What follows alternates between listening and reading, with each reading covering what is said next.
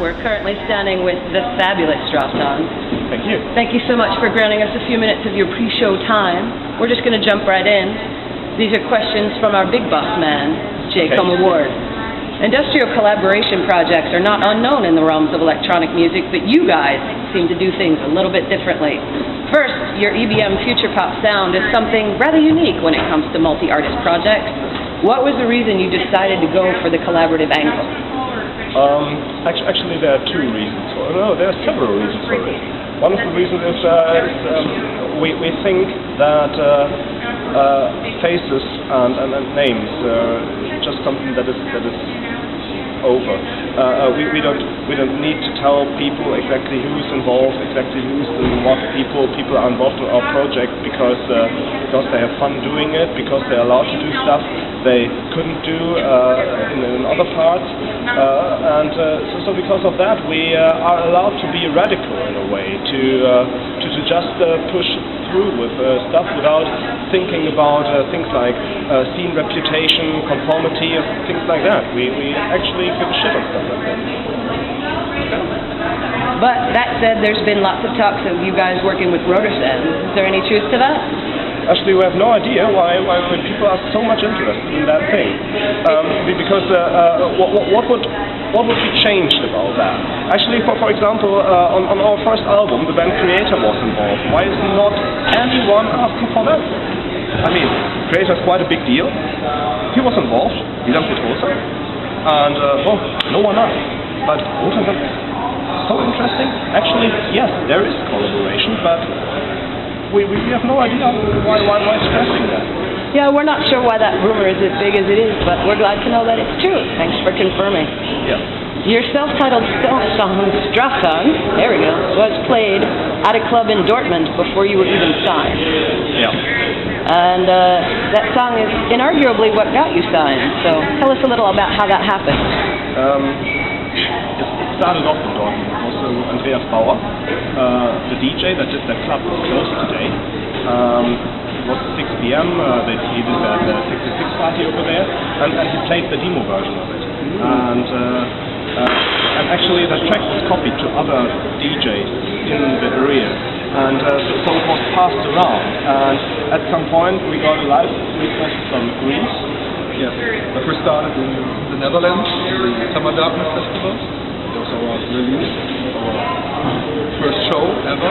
Yeah, and there were some let's say ties to the label dependent,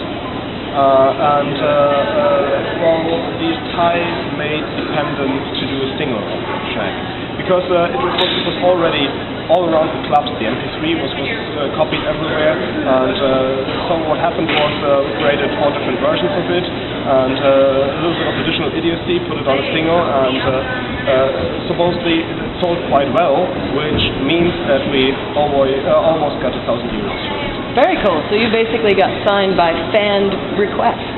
Yes. That's kind of cool. So 2009 was the first time you toured with the NV Nation. Tell us what that experience was like. It was mind-blowing, especially when we got to our new home, or our second home, Sheffield, where there is the corporation. It's a club that was back then about as smelly as this one, and this place had the most amazing, the most spiffing crowd we've ever encountered. We made friends there.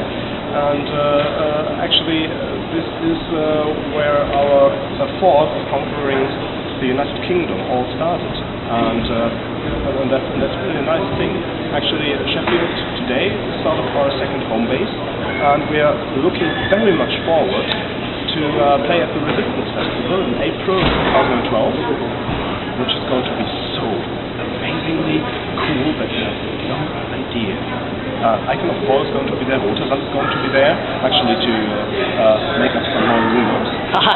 Nachtler is going to be there, Grendel, it's going to be the party of the year for us. Yes, we're all already insanely jealous. Thanks for rubbing it in just a little hard. Yeah.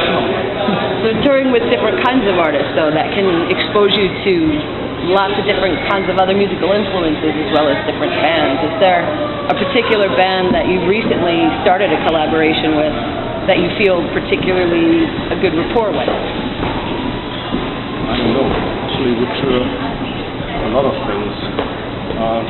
Well, we are good with quite a lot of people from different scene bands, also Right.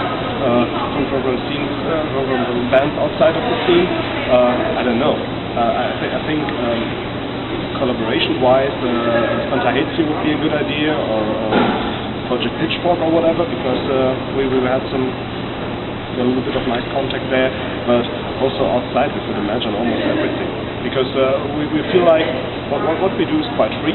Yeah. We love the scene. We feel very much to be a part of it, and we are quite proud about that. And but we are open to anything. When we are requested somewhere, we will do it. So what do you think are some of the particular advantages and disadvantages of working with lots of different kinds of artists like that? There are no disadvantages. There are no disadvantages. Actually, of course, we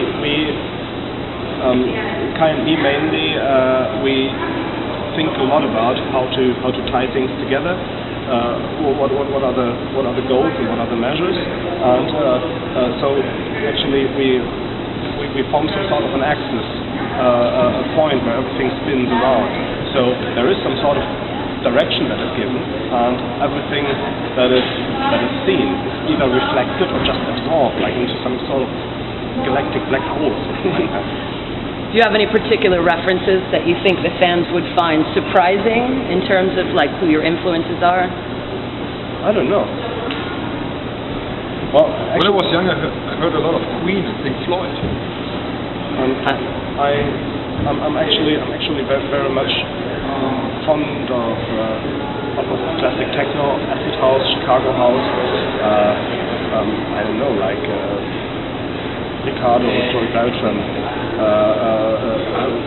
So like most of us, you grew up listening to a little of everything. Yes, and actually all the stuff made an impression on us. Actually, this whole techno tie that is within us is very much influential on the very much dance-oriented sound of the project.